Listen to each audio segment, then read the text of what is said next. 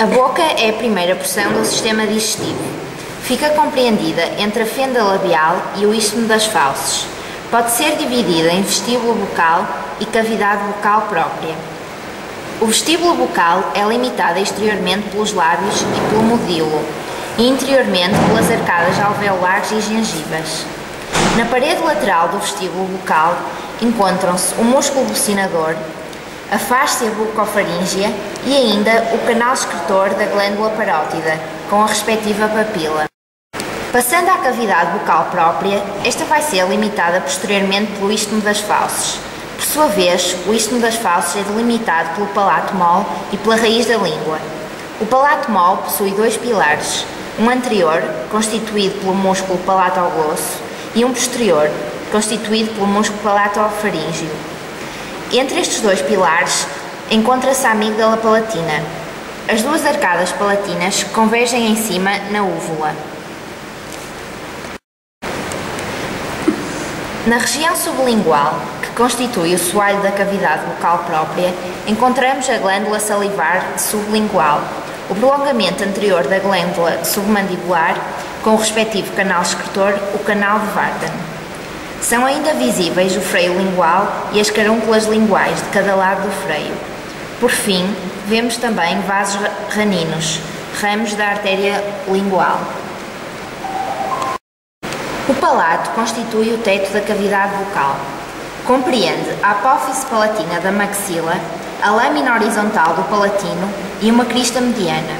Na metade posterior do palato encontram-se as glândulas salivares palatinas. Por fim, no interior da cavidade bucal encontramos a língua. Na sua face superior é visível o sulco terminal, que divide as expressões oral e faríngea da língua. Temos ainda o buraco cego, um vestígio do canal tireoglosso e ainda papilas de três tipos: circunvaladas, fungiformes e filiformes. Na raiz da língua encontram-se os nódulos da amígdala lingual. Os músculos extrínsecos da língua são o geniglosso, o ioglosso, o estiloglosso e o palatoglosso. O geniglosso é responsável pela protusão da língua e os restantes pela retração. A língua é irrigada por ramos da artéria lingual, nomeadamente a artéria dorsal da língua, a artéria sublingual e a artéria ranina. De uma forma muito breve, a faringe será constituída por três porções: a nasofaringe, posterior à cavidade nasal e por isso pertencente unicamente ao sistema respiratório; a orofaringe, posterior à cavidade bucal e cujos principais acidentes anatómicos serão a porção posterior da língua; as pregas glossoepiglóticas e as valéculas; e por fim teremos a laringofaringe, que possui a epiglote, o ádito da laringe, os seios piriformes e ainda a parede posterior da laringe. Quanto ao sistema muscular, teremos os músculos constritores, o superior, o médio e o inferior. É um órgão que consiste num tubo fibromuscular por onde passa o alimento com auxílio de movimentos peristálticos, desde a faringe até ao estômago. Atravessa o diafragma, desembocando na cárdia, no estômago. Distinguem-se três porções: uma cervical, irrigada pela artéria tireoideia inferior; uma torácica, cuja irrigação fica ao cargo da aorta torácica; e uma porção abdominal, irrigada pela artéria gástrica esquerda. O esôfago inicia-se e acaba em duas constrições: o esfíncter superior e o esfíncter inferior. O esfíncter superior consiste no músculo cricofaríngeo e é um local frequente de lesão do esôfago após a ingestão de produtos corrosivos associados, por exemplo, a tentativas de suicídio. Como a pressão intraabdominal é superior à pressão intratorácica, quando há falência do esfíncter inferior, nomeadamente a sua componente diafragmática, podem surgir algumas complicações esofágicas adiante descritas. estômago é um órgão elástico que se localiza na região abdominal, no epigastro, sob o diafragma. Possui duas aberturas, uma superior, ou cárdia, e uma inferior, ou piloro, que regula a passagem do quimo semidigerido para o duodeno. Apresenta 4 porções: a grande tuberosidade, ou fundo, que contém gases, o corpo, mais volumoso e vertical, o antro pilórico, horizontal e separado do corpo por uma incisura, e o piloro, mais espesso e que comunica com o duodeno. No interior, é revestido por mucosa gástrica que contém glândulas secretoras e pregas gástricas cerebriformes.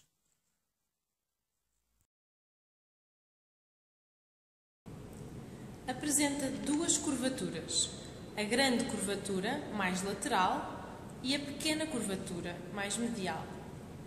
A grande curvatura relaciona-se com o grande epíplon e é irrigada pelas artérias gastroepiploicas esquerda e direita.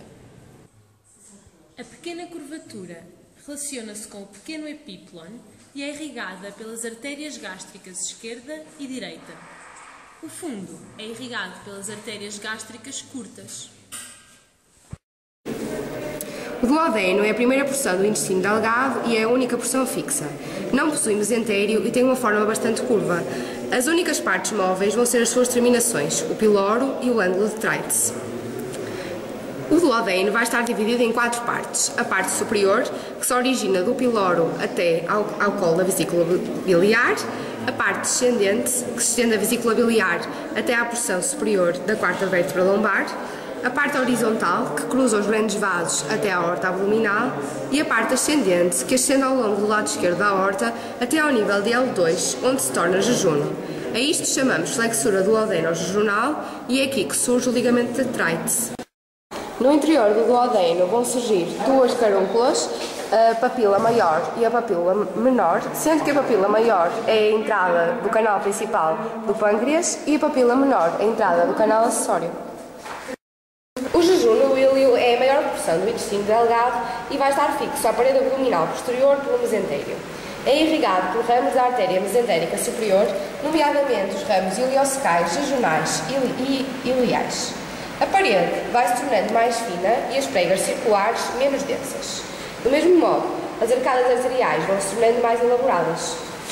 O jejuno vai ocupar cerca de 2/5 do intestino delgado e 3/5 são ocupados pelo íleo. A transição entre uma e outra é arbitrária, daí que, ao falarmos de cada uma das porções, vamos isolar a parte inicial e a parte final. Começando então pelo jejuno. O jejuno vai ser, comparativamente com o íleo, a porção mais larga, mais espessa, vascular e de cor mais forte. As suas velocidades também são maiores. O íleo, por outro lado, vai ser mais fino, menos espesso, menos vascular e de cor menos forte. As suas velocidades são menores. O jejuno íleo vai terminar na válvula iliocecal. O cérebro corresponde à primeira porção do intestino grosso, sendo ele que faz a transição entre o íleo e o cólon ascendente, através da válvula iliocecal. Para além disso, tem uma projeção mais estreita, que corresponde ao apêndice iliocecal, que é um órgão linfóide. Já relativamente ao cólon, ele está dividido em 4 porções. Vamos ter o cólon ascendente, o cólon transverso, o cólon descendente e o cólon sigmoide, e por fim termina no reto e no canal anal. Entre o cólon ascendente e o transverso forma-se o ângulo hepático e entre o transverso e o descendente o ângulo esplénico. O cólon caracteriza-se pela existência de álstras, fitas cólicas e apêndices epiploicos. A sua irrigação é feita pela artéria cólica direita, que irriga o cólon ascendente. A artéria cólica média irriga o cólon transverso, a cólica esquerda o cólon descendente e a artéria cólica sigmoide, o cólon sigmoide. Relativamente ao reto, ele faz uma curva anterior até ao cóccix e a partir daí uma curva posterior. Tem uma pressão dilatada logo acima do diafragma do períneo, que corresponde à ampola retal, e caracteriza-se ainda pela presença de 3 pregas transversas longitudinais, 2 esquerdas e uma direita. O canal anal, por fim, é constituído por uma parede muscular, constituída pelo diafragma pélvico e por esfíncteres, que podem ser internos ou externos. Caracteriza-se ainda pela presença de pregas longitudinais e pregas transversais, e é irrigado pela artéria retal inferior. Hérnias do hiato esofágico. Este tipo de hérnias corresponde à passagem do estômago da cavidade abdominal para a cavidade torácica, devido à fraqueza funcional ou muscular do diafragma, que deixa assim de ter a capacidade para formar o esfíncter externo do esófago, o qual é constituído por fibras do pilar direito do diafragma que desenham o hiato esofágico. Existem 3 tipos: as de deslizamento, o estômago sobe juntamente com o esófago; as paraesofágicas, em que o estômago ascende pelo hiato esofágico, mas coloca-se ao lado ou paralelamente ao esófago; e, por fim, as mistas, que consistem na junção das características das 2 anteriores. Os sintomas que normalmente acompanham este tipo de condição são dor no peito, azia e dificuldade em engolir. A dor e a azia são muitas vezes causadas pelo refluxo gastroesofágico ácido que este tipo de hérnias permite que ocorra para o esófago. Isto porque o esófago não se encontra preparado para receber este tipo de conteúdo. Assim, aparecem lesões do tipo inflamatório ao nível da sua mucosa, as esofagites, que, se mantiverem, acabam por modificar a mucosa do esófago para uma mais parecida com a do estômago. Esta condição é designada por esófago de Barrett, que, se não for tratada, pode evoluir para cancro do esófago.